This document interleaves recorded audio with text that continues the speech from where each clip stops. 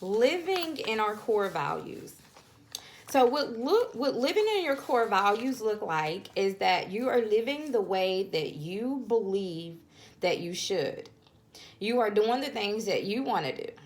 You are making the decisions that go with your values, and you are seeing the results in your life. And the your values, when we're living in our values, okay, look at it like the tree of life. And when we're eating from that fruit, the fruit on the tree are our values. And when we're eating from that fruit, you can when we're eating from that fruit, that's what's producing in our lives, is the fruit that we're eating off of. And those are our values.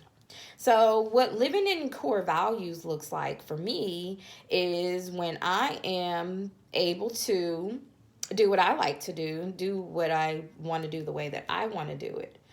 But also, values to me are respecting other people, respecting others is a core value of mine. But also being true to myself. So there's no way that you cannot be true to yourself if you're not respectful of yourself and your values. So not being taken advantage by other people, if that's a value of yours, then some living in your values might look like something like saying you know how to say no. Living in your values may look something like you are able to assertively say what it is that you want and what you do not want. You go to bed peaceful at night because you really don't have any things to keep you up at night because you're living in your values.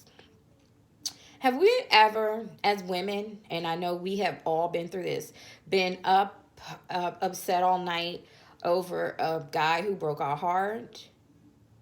And they broke our heart. Why did they break our heart? Because we weren't being true to ourselves.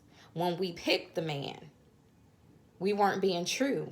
Sometimes all we knew is that we wanted a man. And that's it. And that's what we got. A man. So, and if that man does not require anything other than what you want, and when he's not meeting your values, you feel undervalued, you feel unappreciated, you feel like, I'm such a good woman. Why would you do this? Why would you mess up something like this? Really, because that might not be his value. You know, his value may be something else. He might not have any values.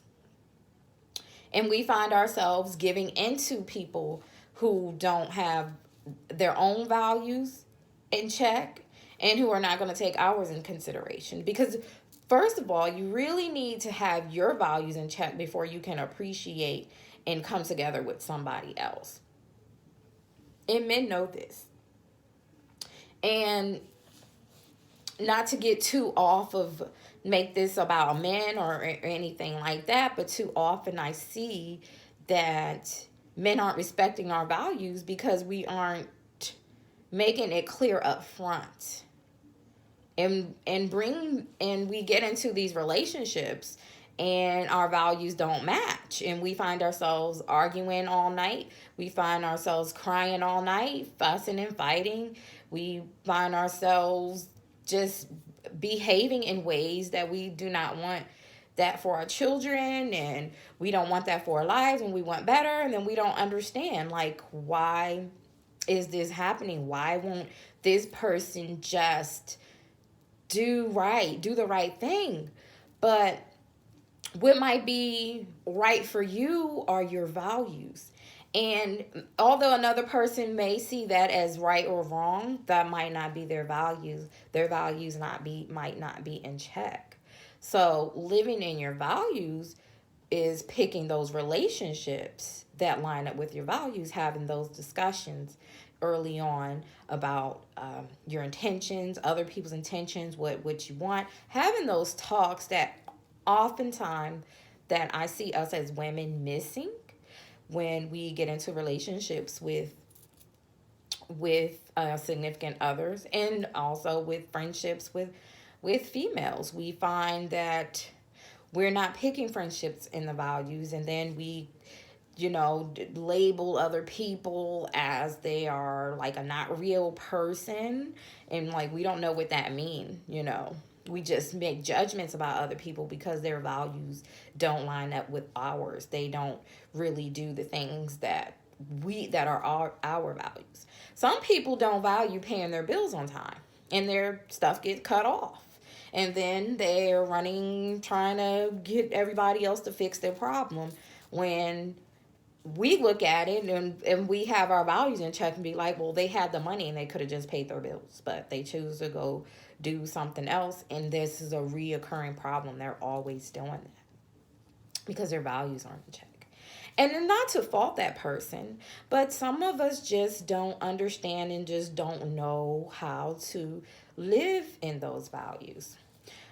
So we know, as I've already said, that we are unhappy when we're not living in our values. So one of the things in the challenge that I was asking was to reflect back to a moment when you did feel happy. If you're not happy now, reflect back to a moment when you were happy, fulfilled, and proud of yourself. And can you describe this moment in detail? Like, what was happiness like for you? And would you like to get back there? And if so, how can you get back there? Sometimes evaluate the elements of the situation. What led to the feelings of happiness and pride? Was it that someone valued you? Was it that you valued yourself? Was it that someone respected you? Was it that someone respected yourself? Identify when were you happy and what was going on.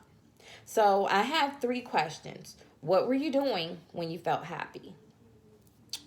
Were other people with you when you felt happy? And who were those people? And what factors contributed to that happiness? Take some time to think about that, and I will see you on the next slide.